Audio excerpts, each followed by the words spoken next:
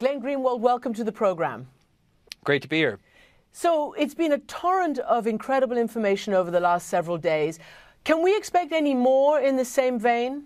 Definitely. We are working on stories right at this moment that we think are very valuable for the public to know, that don't in any way harm national security, but that shine a light on this extremely secretive, though momentous agency. I know you're going to write about it. Can you give us a little preview of what the general parameters of the next revelations will be? I'm not going to give you a preview in any meaningful sense. What I would say is that there are extremely invasive spying programs that the public still does not know about, that the NSA regularly engages in, or other capabilities that they're developing, that to the extent we can shine light on them and bring transparency to them consistent with national security, we fully intend to do so, and to do so as quickly as we can. Tell me about Ed Snowden. Tell me why he came to you knowing, presumably, that he could be prosecuted, and apparently the Justice Department has started a criminal complaint against him. Why would he do it, and how did he do it? It's a great question. Not only was it the case that he could be prosecuted, he knew when he did it that he almost certainly would be, given the Obama administration's unprecedented record of prosecuting whistleblowers in the United States. And I spent a long time trying to understand his motives, because what he could have done with the access to these top secret documents is he could have sold them to a foreign intelligence service and been rich for the rest of his life. He could have passed them to adversaries of the United States if he wanted to damage the United States. He didn't do either of those things. Instead, he reached the conclusion that what was going on inside this really secretive agency was very threatening and menacing to privacy rights, to internet freedom, to basic political liberty, not only in the United States, but around the world. And he felt like it was his duty as a human being to disclose it. But what I do know is that he completely understood that there was not just a hypothetical possibility, but a very real probability that he could end up right back in the hands of the United States and be prosecuted and imprisoned for the next several decades, if not for the rest of his life. And despite the First Amendment, despite the U.S. freedom of the press, do you feel that you could be swept up in any kind of criminal procedure? And have you been, I don't know, contacted by the FBI or any such thing since your revelations? I haven't, and nor, to my knowledge, has the newspaper for which I write, The Guardian. But at the same time, it is somewhat coincidental, but it is nonetheless interesting that we began publishing these stories shortly after a controversy arose in which not only did the Obama administration read through the emails of AP reporters, but filed a formal document in court accusing Fox News' James Rosen of being a co-conspirator in a felony for essentially having a relationship with his source, something investigative journalists do all the time. And although the Attorney General, Eric Holder, was forced to come out and say, of course we would never prosecute journalists for doing this, they did the same thing with the WikiLeaks grand jury, where they adopted this theory that if you work too much with your source, that you become a co-conspirator in the source's felonies, really inching up very close to the line of criminalizing investigative journalism. So I would be irrational to look at that behavior and think it wasn't a possibility. But I also know that as an American citizen, right in the First Amendment, it guarantees me the right of freedom of the press, which is the right to report on what your government is doing in secret and to inform your fellow citizens about it. And I intend to take the Constitution at its word and continue to do my job as a journalist. So now to the substance of it, and you've heard all the criticisms and complaints regarding your divulging of all of this from the Obama administration and from members of Congress. And they've been saying, look, we've got to figure out how to balance national security with people's right to privacy.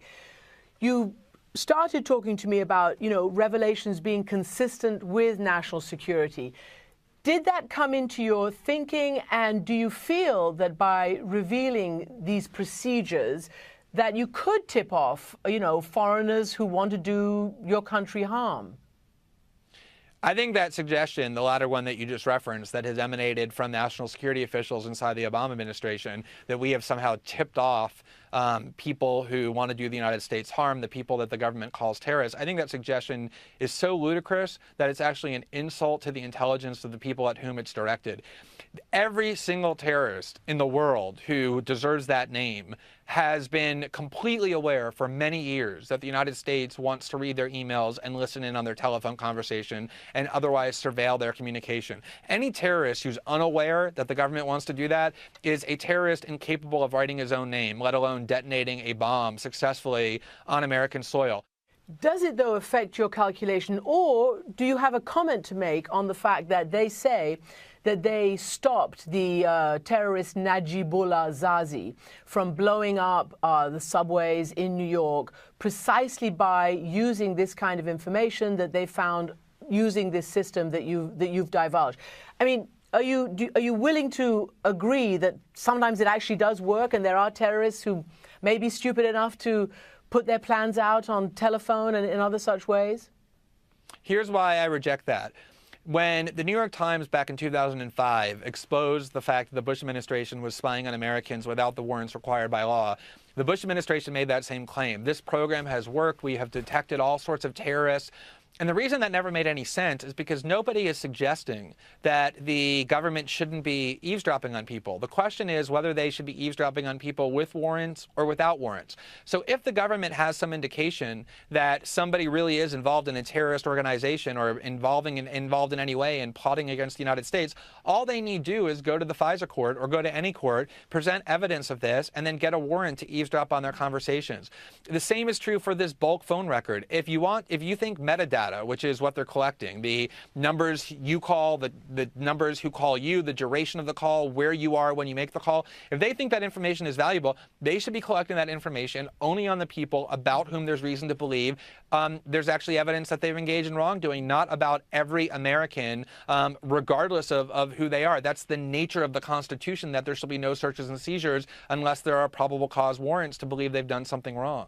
I want to ask you again about Ed Snowden, because in the interview that you did with him, that for The Guardian, in which he revealed himself and his motives, and he talked about certain things, he basically said that he could even wiretap the president, that he had access to full rosters of everyone who works at the NSA, who's undercover for the CIA. Is he credible?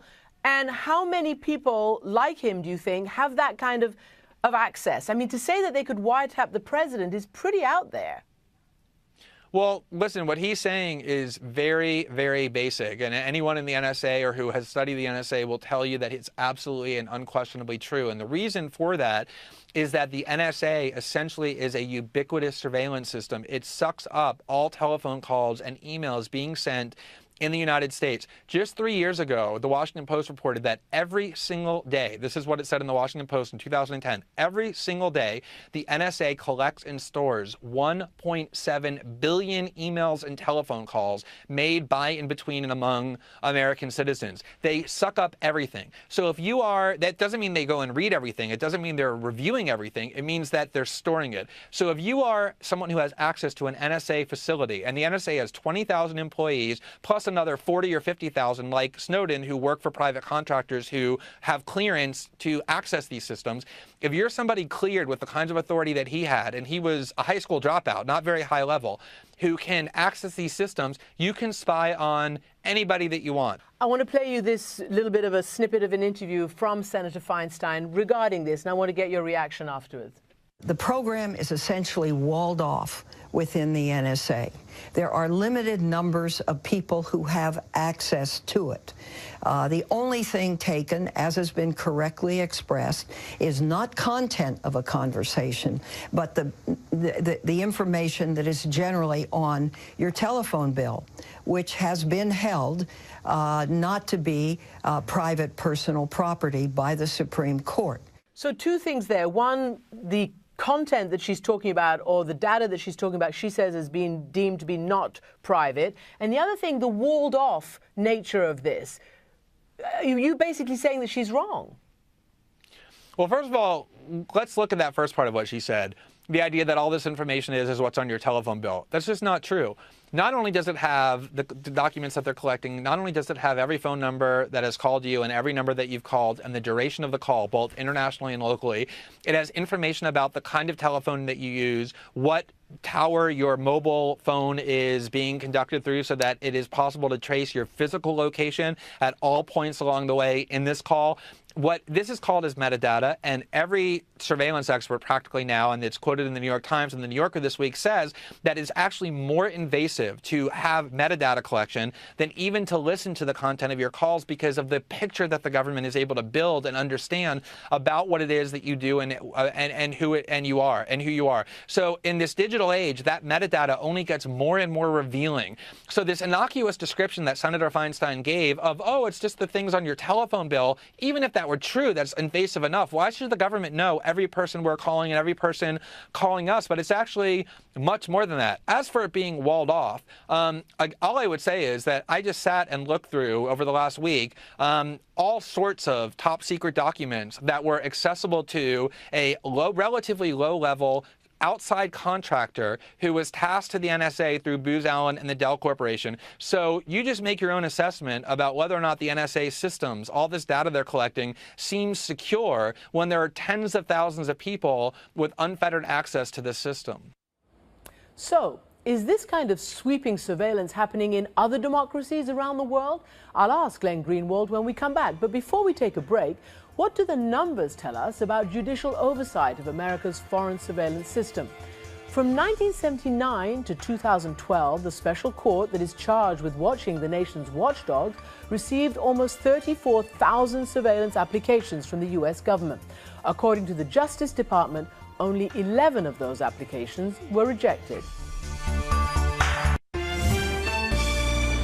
Welcome back to the program. The controversy over domestic surveillance is spreading beyond the United States. Britain's Guardian newspaper, which first broke the story, says that UK intelligence has used access to American data to circumvent their own legal process. But the British Foreign Secretary William Hague today took to Parliament, categorically denying that intelligence services did that and insisting that they uphold UK law at all times. I asked Glenn Greenwald, who broke the story, as we've said, whether US-style surveillance is happening elsewhere in the world.